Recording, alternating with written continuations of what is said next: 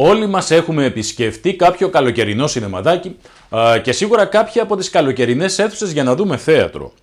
Έχουμε αναλογιστεί όμως ότι αυτό το φαινόμενο, δηλαδή η καλοκαιρινή αίθουσα, είναι μια παγκόσμια πρωτοτυπία της χώρας μας.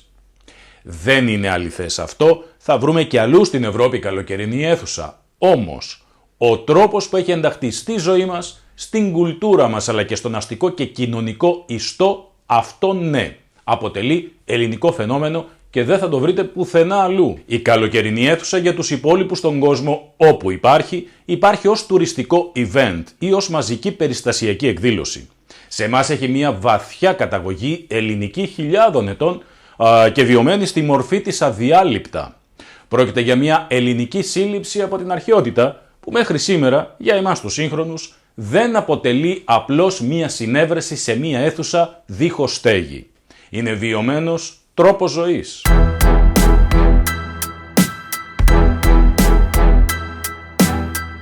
Είναι το πρώτο βίντεο το σημερινό για το 2026, οπότε να σας ευχηθώ και από εδώ καλή χρονιά, χρόνια πολλά, με υγεία, φώτιση και δύναμη. Πριν περάσουμε όμως στο θέμα, θέλω να αναφερθώ σε μια επιστολή. Αυτήν την επιστολή την έστειλε ένας αγωνιστής του 21. Πού την έστειλε? Στον Ιωάννη Κολέτη, ο οποίος τότε, το 1823, στο Ναύπλιο, ήταν υπουργός εσωτερικών. Η επιστολή, ανάμεσα σε άλλα, ζητάει τα εξής. Η μεγάλη οικία ευρισκομένη στο πλάτωμα απέναντι του τζαμιού είναι να χρησιμεύσει διασχολείων με όλα του τα περιεχόμενα. Ζητά επίσης ένα οσπίτιον μεγάλο ή να χρησιμεύσει διανοσοκομείων. Αλλά πρώτα ζητάει το τζαμί του Αγάπασα με όλα του τα περιεχόμενα εργαστήρια ή να χρησιμεύσει διαθέατρον. Όθεν και να έχω την απόκριση προς κοινό κεμένο εκ Ναυπλίου Νικήτας Σταματελόπουλος, ο επιλεγόμενος Νικηταράς ο Τουρκοφάγος. Είναι από τα απομνημονεύματα του Νικηταρά, όπως τα αφηγήθηκε ο ίδιος τον Γιώργιο Τερτσέτη και τα εξέδωσε το βιβλιοπωλείο της Εστίας το 1932.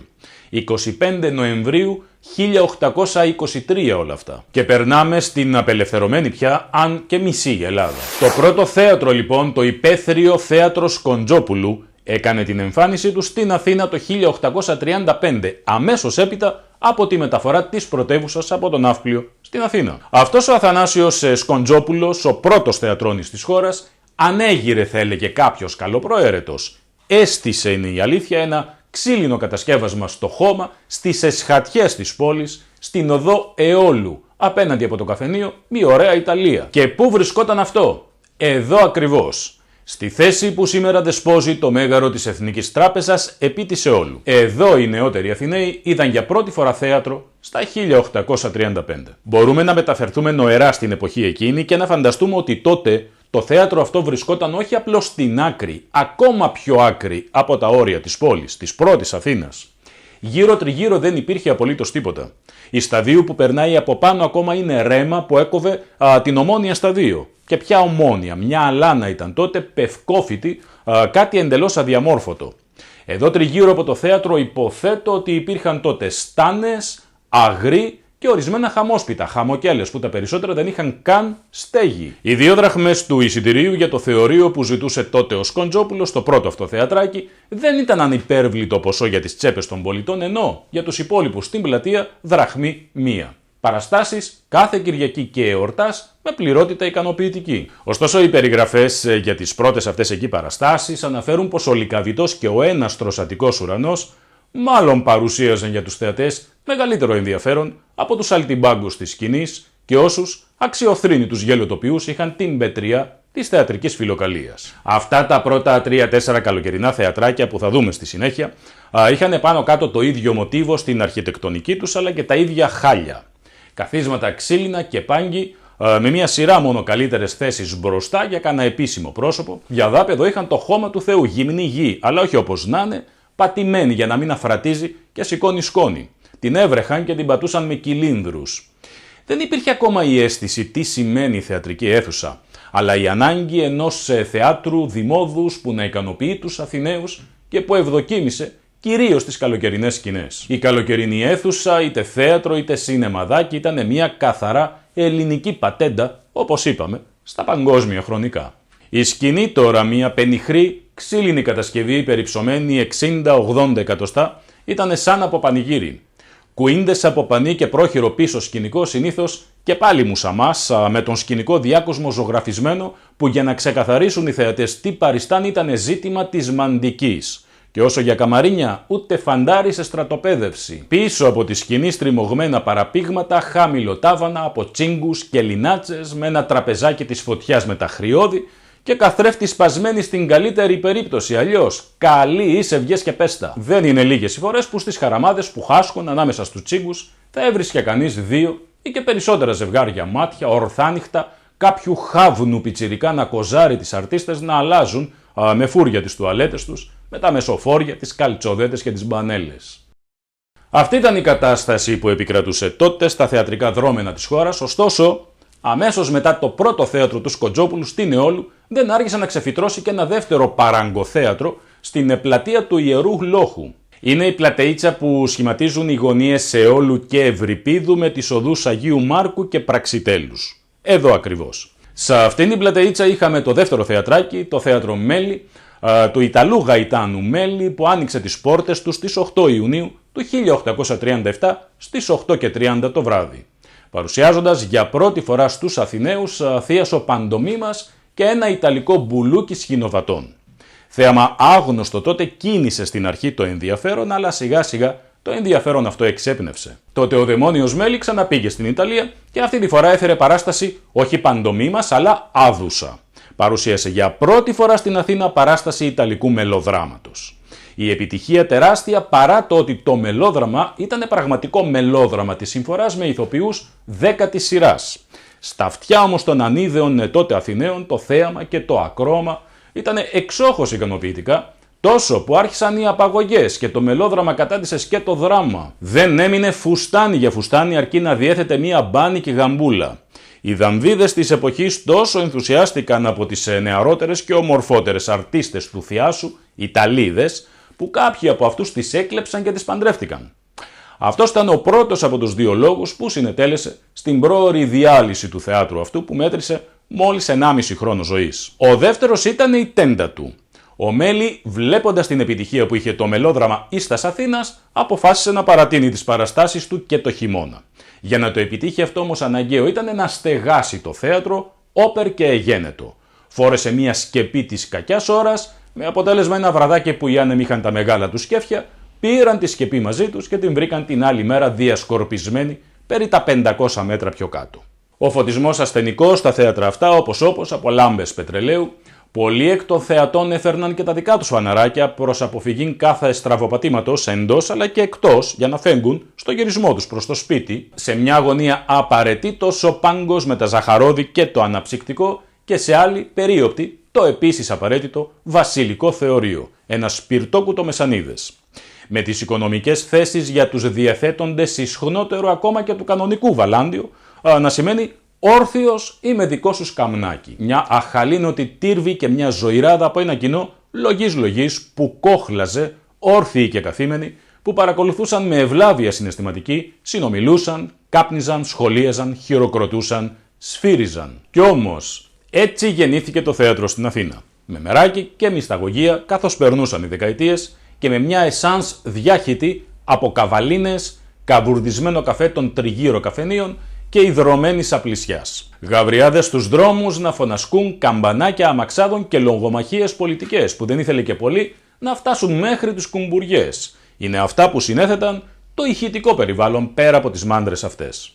Το 1873 τώρα εκεί δίπλα στο πρώτο θέατρο του Σκοτζόπουλου ανεγέρθη το επί της οδού Πρατίνου Μέγαρο Βασιλείου Μελά, σε σχέδια μάλιστα Ερνέστου Τσίλερ, όπου επί πολλά χρόνια στέγαζε τότε το κεντρικό ταχυδρομείο και την επόμενη χρονιά, το 1874, άρχισαν οι εργασίες ανέγερσης του Μεγάρου της Εθνικής Τράπεζας και ολοκληρώθηκαν παράλληλα, ολοκληρώθηκε την ίδια χρονιά το 1874 και το Δημαρχείο, επί της οδού Αθηνάς. Να σημειώσουμε ότι ευτυχώς και τα 3 αυτά κτίρια σώζονται ως σήμερα. Είναι η εποχή της Belle Époque εκεί στις αρχές του 1870 που σιγά σιγά αναγεννούσε την Αθήνα μέσα από το χώμα της. Σύγχρονη, σχηματίζοντας την σταδίου σε ένα πανέμορφο βουλεβάρτο με τις ακακίες ζηλευτό στην Ευρώπη. Το Δημοτικό Θέατρο της Αθήνας που βρισκόταν επάνω στη σημερινή πλατεία Κοτζιά είναι κατοπινό απόκτημα. Εγκαινιάστηκε το 1888 από τον βασιλέα Γεώργιο τον Πρώτο και αποτέλεσε ένα κόσμημα της περιοχής με τους έξοχους κήπους, με τους φοίνικες. Αυτό ήταν το Δημοτικό Θέατρο της Αθήνας.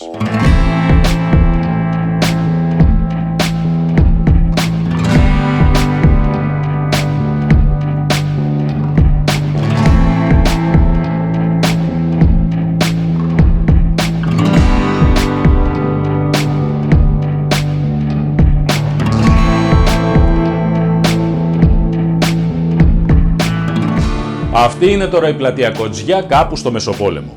Η πλατεία που αρχικά ονομαζόταν Πλατεία Λουδοβίκου προς τιμήν του πατέρα του Όθωνα και στην συνέχεια, αφού οικοδομήθηκε το θέατρο, μετονομάστηκε σε Πλατεία Νέου Θεάτρου και μετά τον πόλεμο σε Πλατεία Κοτζιά.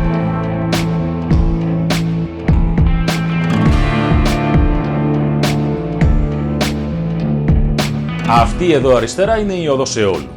Το κτίριο εδώ απέναντι είναι το κτίριο του Βασίλειου Μελά που αναφέραμε πριν, έργο του Τσίλερ, σώθηκε, αυτό εδώ. Και εδώ δεξιά το Δημοτικό Θέατρο των Αθηνών με την κατάφυτη πλατεία. Πίσω από το θέατρο βρίσκεται η οδός Αθηνάς και το Δημαρχιακό Μέγαρο που και αυτό σώζεται βεβαίως ως σήμερα. Ο Γεώργιος Βλάχος μάλιστα αργότερα θα χαρακτηρίσει το θέατρο ημιτελές, επισημαίνοντας μάλιστα πως προβάλλει τα άχαρα οπίστια του, λέει, στο μέγαρο της Δημαρχίας. Πράγματι, όλες οι μαρτυρίες αναφέρουν ότι το κτίριο είχε σοβαρά ελαττώματα ως θέατρο. Είχε μικρή σκηνή, ελλείψεις διάφορες κτλ. Δεν είναι της ώρας. Η πλατεία του όμως μέσα, οι αίθουσες και τα θεωρία του περιγράφονται ως αριστουργηματικά. Αυτό όμως που αξίζει να σημειωθεί είναι πως μετά το 1922 στο θέατρο αυτό φιλοξενήθηκαν περίπου 150 οικογένειες προσφύγων. Το φιλοξενήθηκαν, βάλτε το εντός πολλών εισαγωγικών. Κάποιοι μάλιστα αναφέρουν ότι οι οικογένειες ήταν πολύ περισσότερες. Οι άνθρωποι αυτοί λοιπόν στιβαγμένοι στα θεωρία, οικογένεια και θεωρείο, όπου εκεί μαγείρευαν, έκαναν τη λάτρα τους και όλα τα συναφή. Ακόμα χειρότερα όταν κάποιες πηγές αναφέρουν πως στα πολύ χειμωνιάτικα κρύα για να ζεσταθούν οι άνθρωποι έκαιγαν αναγκαστικά την ξυλία του θεάτρου. Από τα σκηνικά και τα σανίδια της σκηνής μέχρι τα ξύλινα καθίσματα. Τίποτα από όλα αυτά όμως δεν αποτελεί αρκετή δικαιολογία ώστε το κτίριο αυτό να γκρεμιστεί. Διότι στις 28 Ιουνίου του 1940 με εντολή του Κώστα Κοτζιά αρχίζουν οι εργασίες της κατεδάφισης. Εδώ να ξεκαθαρίσουμε και μια ανακρίβεια που κυκλοφορεί. Οι περισσότερες πηγές αναφέρουν πως τον γκρέμισε ο Κοτζιάς επί δημαρχίας του. Το 1940 δήμαρχο είχαμε τον Αμβρόσιο Πλητά. Ο Κοτζιάς ήταν δήμαρχος ως το 1936. Στη συνέχεια όμως ανέλαβε το Υπουργείο Διοικήσεως Πρωτευούσης και ως υπουργός τον γκρέμισε. Την ιδέα μάλιστα να γκρεμιστεί το πληγωμένο και μολυσμένο αυτοκατασκεύασμα την είχε από την εποχή που ήταν δήμαρχος. Και για την πράξη του αυτή, για να το θυμόμαστε, του δώσαμε το όνομά του στην πλατεία αυτή. Πλατεία Κοτζιά.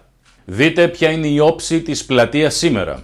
Οι όμορφοι κήποι της πλατείας τότε μπροστά από το θέατρο έχουν δώσει τη θέση τους στον χώρο των αρχαίων ευρημάτων που αποκαλύφθηκαν κατά την προσπάθεια ανάπλασης της πλατείας. Επέλεξα σήμερα το θέμα αυτό να δούμε πώς αναβίωσε η καλοκαιρινή αίθουσα, κυρίως η θεατρική, διότι δεν είναι καθόλου άσχετη ή ξεκομμένη από τον ελληνικό κινηματογράφο.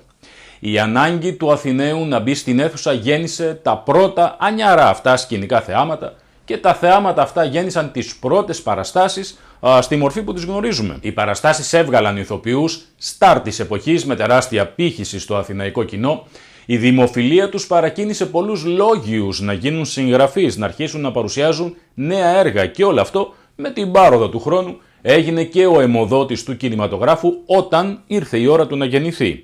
Θέματα και ηθοποιούς από το θέατρο χρησιμοποίησε το σινεμά στις πρώτες του ταινίες και όχι μόνο στις πρώτες, τα υλικά δηλαδή αυτά που ήταν ήδη γνωστά στους τότε Αθηναίους. Κάντε και την εγγραφή σας στο κανάλι και κλικ το κουδουνάκι από πάνω, κάντε και τις απαραίτητες κοινοποιήσεις για να μας γνωρίσουν όσοι δεν μας γνωρίζουν και συνεχίζουμε. Παράλληλα όμως με όλα αυτά, πάμε λίγο πιο πίσω, η Αθήνα απέκτησε και το πρώτο της χειμερινό θέατρο, το θέατρο του Μπούκουρα. Το θέατρο αυτό χτίστηκε το 1838,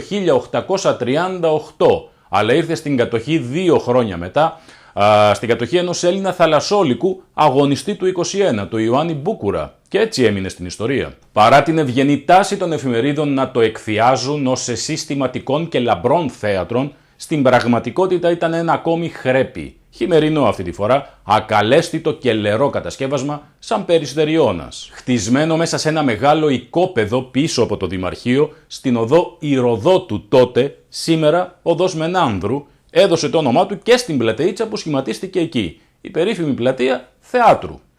Ο βασιλιάς Όθων, έχοντας κληρονομήσει την φλόγα από τον ιδιαιτέρως φιλόμουσο πατέρα του, αγαπούσε πολύ τη μουσική, αν και ανεπίδεκτος μαθήσεως, ο ίδιος έπαιζε με το ένα δάχτυλο στο πιάνο μονάχα το βασιλικό ύμνο. Εν τούτης η αγάπη του αυτή εκδηλώθηκε με παχυλές επιχορηγήσεις στο Μουσικό Θέατρο, ώστε να μετακαλούνται στην Αθήνα κυρίως Ιταλική θίαση μελοδράματος. Έτσι, στις 6 Ιανουαρίου του 1840 δόθηκε η λαμπρή πρεμιέρα της όπερας του Ντινοτσέτη, Λουτσία ντι Λαμερμούρ, από Ιταλικό θίεσο. Τι επισημότητες και τι μεγαλεία. Πρώτη και καλύτερη ο Όθων και η Αμαλία. Επίσημη το διπλωματικό σώμα και όλο το νοήμων κοινό, όπως χαρακτηριστικά γράφτηκε τότε. Ο κόσμος συνέρεε στο θέατρο ακόμα και με γαϊδουράκια, ελήψη άλλου μεταφορικού μέσου. Ο δρόμος ήταν σκοτεινός και βορβορόδης, θα γράψει ο δημοσιογράφος και πολιτικός Θεόδωρος Βελιανίτης. Μη υπάρχοντος δε άλλου μεταγωγικού μέσου πλην 2 αμαξών, εμεταβαίνουσε εις το θέατρο κυρίε υπεβανονάρια, τα οποία σταθμεύοντα μετά των οδηγών των προσέδιδαν όψιν χωρικής πανηγύρεως. Επίσης, τα ονάρια δεν ήσαν τα μόνα μέσα της μεταφοράς των θεατών.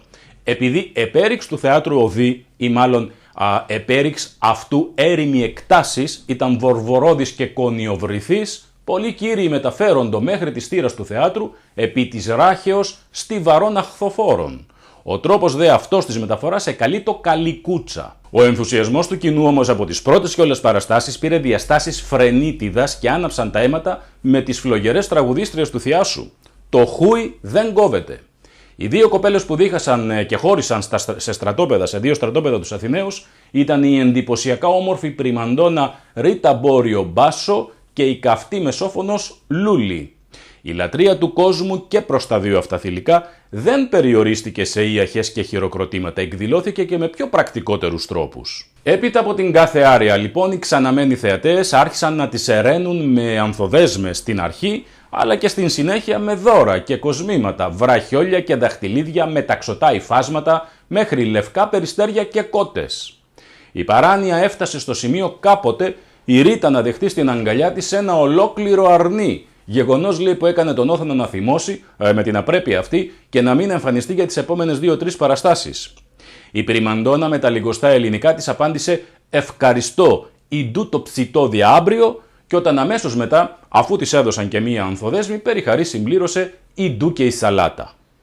Το τι χρήματα σπαταλήθηκαν και τι περιουσίες χάθηκαν για τα λυκνίζοντα κάλλη των 2 αυτών φλογερών υπάρξεων ήταν εκ των όν ουκάνευ. Πρώτος και καλύτερος κάθε βράδυ από τους πιο φανατικούς, στις πρώτες θέσεις ακόμα και ο αγωνιστής Γεροανδρέας Λόντος, να επιφημεί με τα λιγοστά του, λέει, δόντια ψευδίζοντας «Μπλαβολίτα». Τόσο που θορυβήθηκε, λέει, μέχρι και ο Μακρυγιάννης για τον ξεμιαλισμένο συναγωνιστή του, γράφοντας «Τον Γερολόντο που δεν έχει ένα δόντι, τον μπαλάβωσε η Ρίτα Μπάσο του θεάτρου και τον αφάνισε, τόσα τάλαρα δίνοντας και άλλα πεσκέσια». Η αλοφροσύνη κατέβηκε ως τη μαθητιώσα νεολαία. Σπαταλούσαν όλα τους τα χρήματα οι νεανίες για το εισιτήριο κάθε βράδυ και για δώρα προς τις αρτίστες, πουλούσαν ως και τα βιβλία τους ή και δανείζονταν ακόμη προκειμένου να τις γοητεύσουν.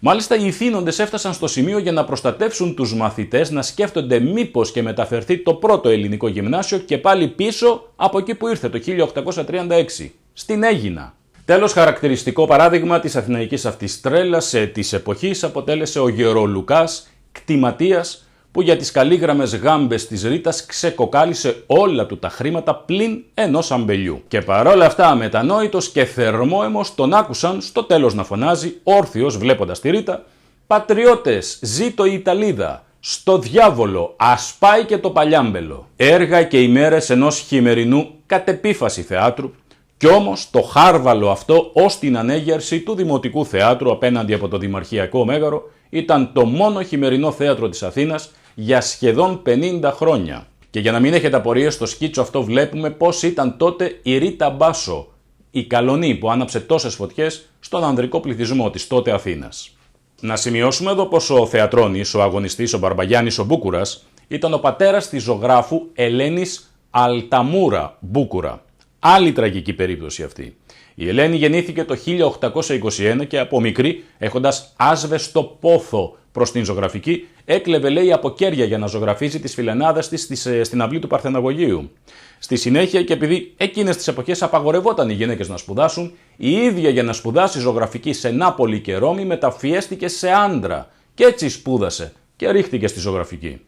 Στη συνέχεια όμως άρχισε να δέχεται τα χτυπήματα απανωτά όταν το πρώτο της παιδί, η κόρη της, η Σοφία, αρρώστησε από φυματίωση. Μετακόμισαν στις Πέτσες για καθαρό αέρα, αλλά το μοιραίο συνέβη.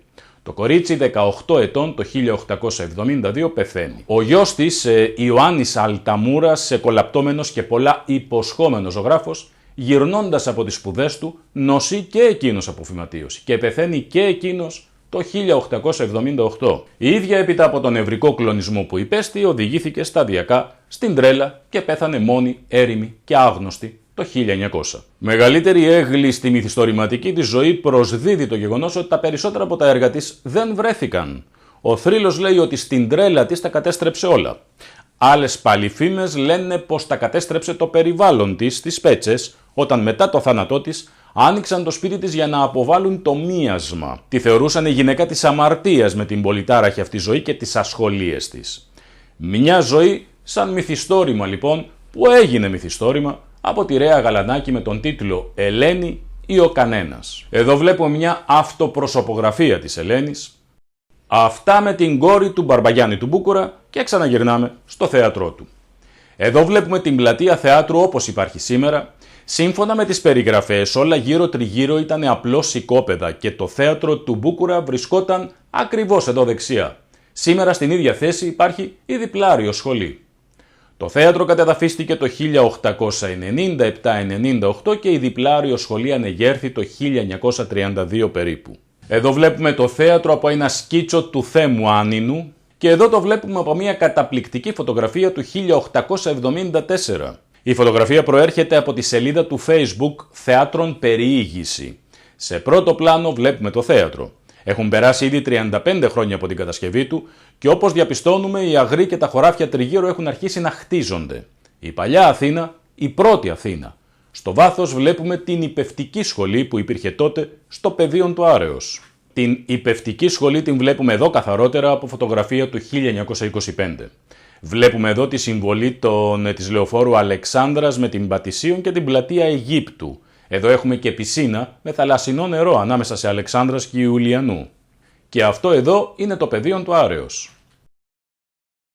Και εδώ αεροφωτογραφία του 1935. Εδώ το πεδίο του Άρεως και εδώ η σχολή. Αυτήν λοιπόν τη σχολή, την υπευτική σχολή, βλέπουμε το 1874. Εδώ βλέπουμε το Αρχαιολογικό Μουσείο επί της Πατησίων και μάλιστα υπό ανέγερση. Και εδώ πτέρυγες του Πολυτεχνείου. Φωτογραφία και ταυτοποιήσεις που έγιναν από το Θεάτρον Περιήγηση, την σελίδα του Facebook. Και εδώ φωτογραφία από την ίδια σελίδα στο Facebook, όπου βλέπουμε την μακέτα του θεάτρου από το Θεατρικό Μουσείο, όταν υπήρχε μουσείο. Τέλος, να περάσουμε και στο θέατρο του Σκορπάρου. Άλλο ένα καλοκαιρινό ξύλινο κατασκεύασμα, το οποίο βρισκόταν, πού νομίζετε? Μες στην καρδιά της Ομόνοιας, γωνία Αθηνάς και πλατεία, ακριβώς στο σημείο που αργότερα χτίστηκε το Μπάγκιο. Στην θεατρική αυτή μάντρα βρίσκουμε μάλιστα τα πρώτα χρόνια της λειτουργίας του ηθοποιό νεαρό μέχρι και τον Γεώργιο Σουρή. Επίσης στο θέατρο αυτό είδαν οι τότε Αθηναίοι για πρώτη φορά Ιταλική οπερέτα.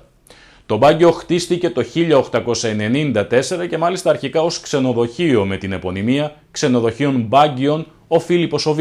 Πριν όμως από το Μπάγκιο, στο ίδιο σημείο, αφού είχε γκρεμιστεί το θέατρο, ανεγέρθη το 1863 δίπατη οικία στην οποία έμενε ως το θάνατό του ο Σπυρίδων Τρικούπης. Τέλος να πούμε και δύο λόγια για το θέατρο της Ομόνοιας. Δύο λόγια σήμερα, διότι πολλά περισσότερα θα πούμε σε κάποιο από τα επόμενα βίντεο. Το θεατράκι της Ομόνοιας λοιπόν ήταν και αυτό μια απέσια παράγκα, όπως το είχε χαρακτηρίσει ο Γρηγόριος Ξενόπουλος.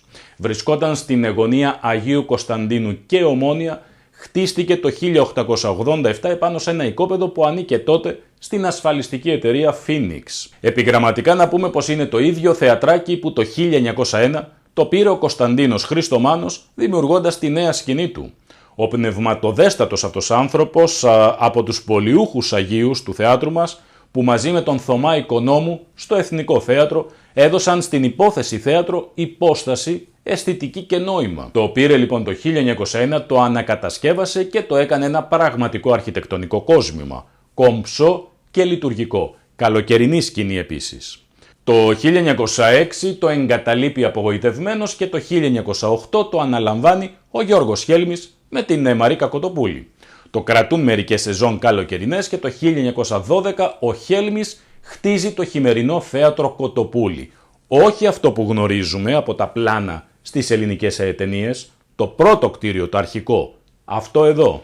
Μέσα σε αυτό το κτίριο έγραψε τη μυθική της πορεία η Κοτοπούλη. Το 1937 η Μαρίκα το εγκαταλείπει για να μετακομίσει θεατρικά στο νέο παλάτι που χτίστηκε τότε επί της οδού Πανεπιστημίου, στο Ρεξ. Και το παλιό κτίριο το παίρνει νέος ενοικιαστής. Το γκρεμίζει και στη θέση του χτίζει το κτίριο που γνωρίζουμε από τις ταινίες. Αυτό εδώ. Μετονομάζεται σε κινηματογράφο ως Κρόνος και μετά τον πόλεμο το 1947 αλλάζει και πάλι το όνομα σε κινηματογράφος Κοτοπούλη. Αυτή ήταν μια πρώτη περιήγηση στα πρώτα θεατράκια της Αθήνας που θεμελίωσαν όμως την παράδοση και τη θεατρική μας κουλτούρα για να φτάσουμε στις αρχές του 20ου αιώνα να μιλάμε για Μαρίκα Κοτοπούλη, Κιβέλη, Εμίλιο Βεάκη και Εθνικό Θέατρο. Να σας θυμίσω και το βιβλίο που έχει κυκλοφορήσει, το Ξαναγράφοντας, που ασχολείται με 5 από τις κλασικές κωμωδίες που όλοι αγαπήσαμε, αλλά με τρόπο που θα μας κάνει να δούμε τις κωμωδίες αυτές, τις ταινίες, με άλλο μάτι εντελώς, σαν να μην τις έχουμε ξαναδεί ποτέ. Στα μεγάλα βιβλιοπωλεία. Αυτά τα λίγα για σήμερα. Να σας ευχηθώ και πάλι ευτυχής ο νέος χρόνος με όλα τα καλά. Κάντε την εγγραφή σας στο κανάλι και ως το επόμενο βίντεο να είμαστε όλοι πολύ καλά και τα ξαναλέμε.